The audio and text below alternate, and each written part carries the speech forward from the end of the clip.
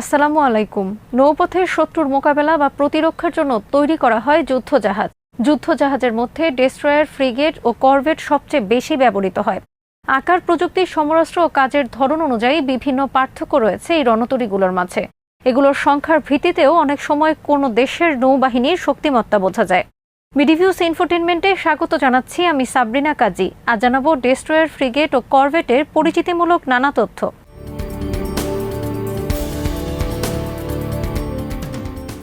Destroyer, frigate ও corvette তিনটি যুদ্ধজাহাজই আজকের দুনিয়ায় নৌ শক্তিমত্তার কমন একটি উপকরণ। তিনটি যুদ্ধজাহাজ অনেকটা একই ধরনের, তবে আকার, আকৃতি, যুদ্ধ করার ক্ষমতা ও কাজের ধরন অনুযায়ী তাদের বিভিন্ন নাম দেয়া হয়েছে। এদের মধ্যে ডেস্ট্রয়ার ও ফ্রিগেট অনেক বেশি কাছাকাছি ধরনের দুটি রণতরী। এসব যুদ্ধজাহাজ তৈরির ক্ষেত্রে সবচেয়ে বেশি যে দিকটি বিবেচনা করা হয় সেটি হলো এর কুইক রেসপন্স ক্যাপাসিটি, অর্থাৎ প্রয়োজনের সময় দ্রুততার সাথে যেন সেটি কাজে লাগানো যায়। পাশাপাশি এর প্রতিরক্ষা ও পাল্টা আক্রমণের বিষয়টিও গুরুত্ব সহকারে বিবেচনা করা হয়।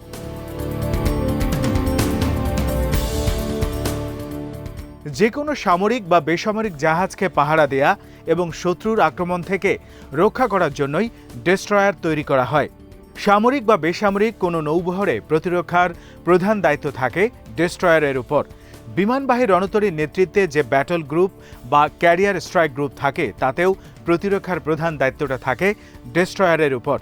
সাধারণত বিমানবাহী রণতরীগুলোর প্রতিরক্ষা ব্যবস্থা অতটা শক্তিশালী হয় না, তাই এই বিশাল জাহাজকে শত্রুর টর্পেডো, সাবমেরিন ও বিমান হামলা থেকে রক্ষার দায়িত্ব থাকে একটি বা দুটি ডেস্ট্রয়ারের উপর।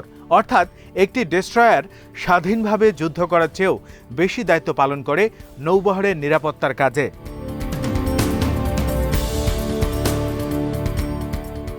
উনিশশো সালে রুশ জাপান যুদ্ধের সময় স্প্যানিশ নৌবাহিনী প্রথম এ ধরনের নৌযান সাগরে নামায়। শত্রু বাহিনীর টর্পেডো বোর্ডের বিরুদ্ধে প্রতিরক্ষার জন্য এগুলো তৈরি করা হয়। তখন এর নাম দেয়া হয় টর্পেডো বোর্ড ডেস্ট্রয়ার। ডেস্ট্রয়ার শব্দের অর্থ ধ্বংসকারী, সেই থেকেই এই যুদ্ধজাহাজের নাম হয়ে যায় ডেস্ট্রয়ার। দিনে দিনে আরও উন্নত হয় এই জাহাজ। দ্বিতীয় বিশ্বযুদ্ধের পর থেকে ডেস্ট্রয়ারে যুক্ত হতে থাকে গাইডেড মিসাইল, যে কারণে এটি প্রতিরক্ষা ছাড়াও আক্রমণের কাজে ব্যবহার শুরু হয়। সাধারণত ডেস্ট্রয়ার আকারে বড় হয় ফ্রিগেট ও করভেটের চেয়ে।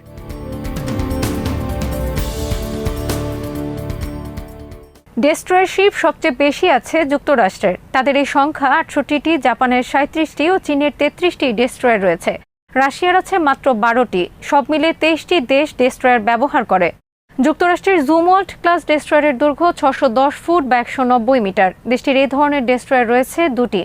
এছাড়া তাদের আলির্কবুর্গ ক্লাস ডেস্ট্রয়ারের দৈর্ঘ্য ৫০৫ থেকে ৫১০ ফুট। অবশ্য ব্রিটিশ রয়্যাল নেভির টাই ৪৫ ডিয়ারিং ক্লাস ডেস্ট্রয়ারের দৈর্ঘ্য ১৫০ মিটার বা ৪৯২ ফুট। আরও কিছু দেশে রয়েছে এমন ছোট আকারের ডেস্ট্রয়ার। ডেস্ট্রয়ারের গড় গতি ৩০ কিলোনটের আশেপাশে।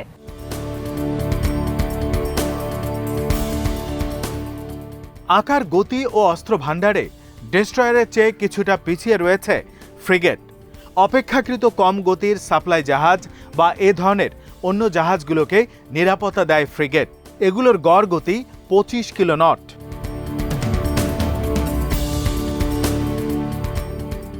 নৌ সেক্টরে ফ্রিগেট খুব পুরনো এক যুদ্ধজাহাজ। সেই পালতোলা জাহাজের যুগ থেকেই বিশ্বে ফ্রিগেটের প্রচলন। সপ্তদশ শতাব্দীতে দ্রুতগামী ও নিপুণভাবে পরিচালনা সক্ষম যুদ্ধজাহাজকে ফ্রিগেট বলা হতো। এরপর যুগে যুগে এর দ্রুত উন্নতি হয়েছে। বর্তমানে আধুনিক সমরাস্ত্র নিয়ে নৌপথে শত্রুর মোকাবেলা করে ফ্রিগেট। ফ্রিগেট বেশিরভাগ সময় সমুদ্র সীমায় স্বাধীনভাবে যুদ্ধ করার জন্য মোতায়েন করা হয়, আবার ক্ষেত্র বিশেষে নৌবহরের সাথে থাকে এটি।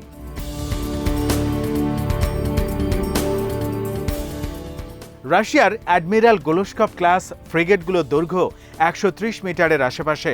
বিশ্বের সব মিলে ৫৫টি দেশের নৌবহরে ফ্রিগেট রয়েছে। চীনের আছে সবচেয়ে বেশি, ৫২টি ফ্রিগেট।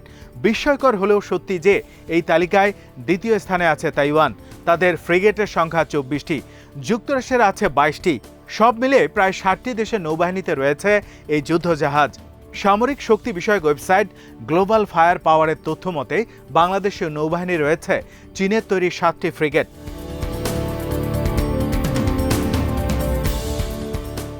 ফ্রিগেট ও ডেস্ট্রয়ার প্রায় একই ধরনের যুদ্ধজাহাজ হওয়ার কারণে এ দুটির মধ্যে পার্থক্য আলোচনা করা কঠিন।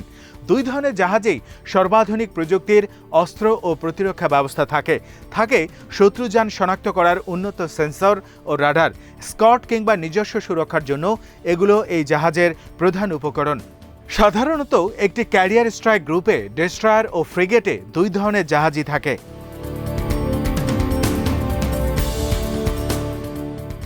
একটি ডেস্ট্রয়ারে ৩০০ জন পর্যন্ত ক্রু থাকে, ফ্রিগেটে থাকে ১৫০ থেকে ২০০ জন পর্যন্ত। দুই ধরনের জাহাজের অস্ত্র ভাণ্ডারে বড় পার্থক্য রয়েছে। ব্রিটিশ সেনাবাহিনীর ডিউ ক্লাস ফ্রিগেটে অ্যান্টি সাবমেরিন ওয়ারফেয়ারের বিশেষ প্রযুক্তি রয়েছে। এগুলো সাবমেরিন শনাক্ত করার ব্যবস্থা ও সাবমেরিন বিধ্বংসী টর্পেডো ছোড়ার ক্ষমতা থাকে।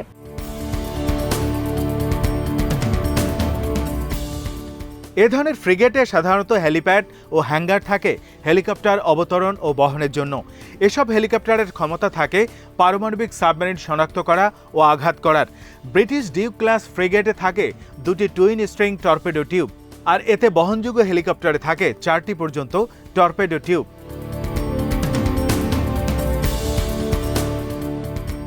তবে ফ্রিগেটের এয়ার ডিফেন্স সিস্টেম ততটা শক্তিশালী নয়। এই যুদ্ধজাহাজ তার আশেপাশে থাকা নৌযানগুলোকে আকাশে হামলা থেকে রক্ষা করতে খুব একটা সক্ষম নয়। প্রধানত অ্যান্টি সাবমেরিন ওয়ারফেয়ার ও স্বল্প পাল্লার এয়ার ডিফেন্স প্রযুক্তি থাকে এতে।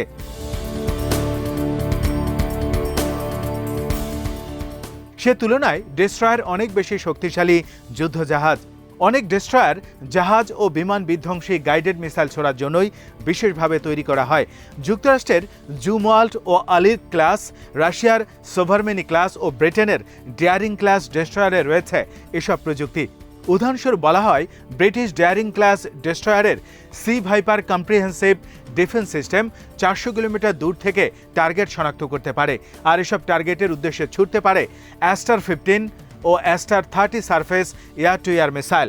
যুক্তরাষ্ট্রের জুমওয়াল্ট ক্লাস ডেস্ট্রয়ার ছুটতে পারে সি স্প্যারো মিসাইল ও টমাহক সাবসনিক ক্রুজ মিসাইল।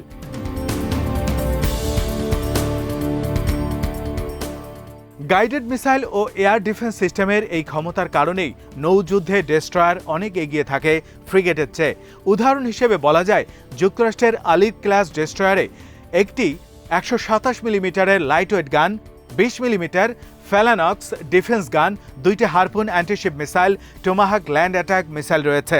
এছাড়াও আছে অ্যান্টি ব্যালিস্টিক মিসাইল ও সারফেস টু এয়ার মিসাইল।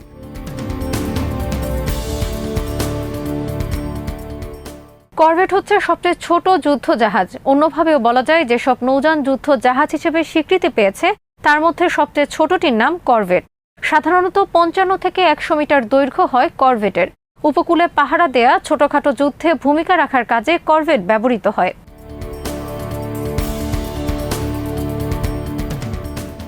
বিশ্বজুড়ে উন্নত সব প্রযুক্তি ও নৌযান আবিষ্কারের ধারাবাহিকতায় পরাশক্তিগুলো তাদের নৌবহরে করভেটের ব্যবহার কমিয়ে দিচ্ছে। যুক্তরাষ্ট্রের দ্বিতীয় বিশ্বযুদ্ধের পরপরই তাদের সবগুলো ফ্লাওয়ার ক্লাস করভেটকে অবসরে পাঠিয়েছে। চীন মাত্র একটি করভেট ব্যবহার করে, তবে রাশিয়ার নৌবাহিনীতে এখনও প্রায় 80টির মতো করভেট সক্রিয় রয়েছে। করভেটের স্বল্প পাল্লার মিসাইল, কামান ও অ্যান্টি সাবমেরিন রকেট থাকে, তবে এর রাডার ও সেন্সর ততটা উন্নত নয়।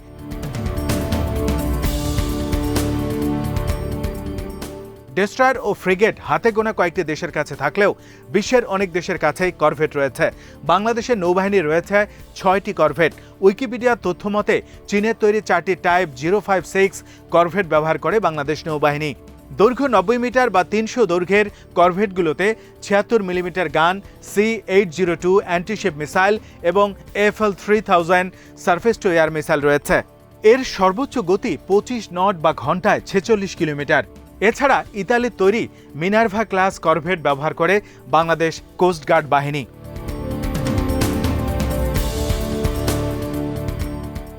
আজ এখানেই শেষ করছি। সমরাষ্ট্র প্রতিরক্ষা ও কূটনীতির নানা তথ্য জানতে চোখ রাখুন বিডিভিউজ ইনফোটেইনমেন্টে। চ্যানেলটি ভালো লাগলে সাবস্ক্রাইব করুন। সংযুক্ত থাকুন আমাদের ফেসবুক পেজে। আল্লাহ হাফেজ।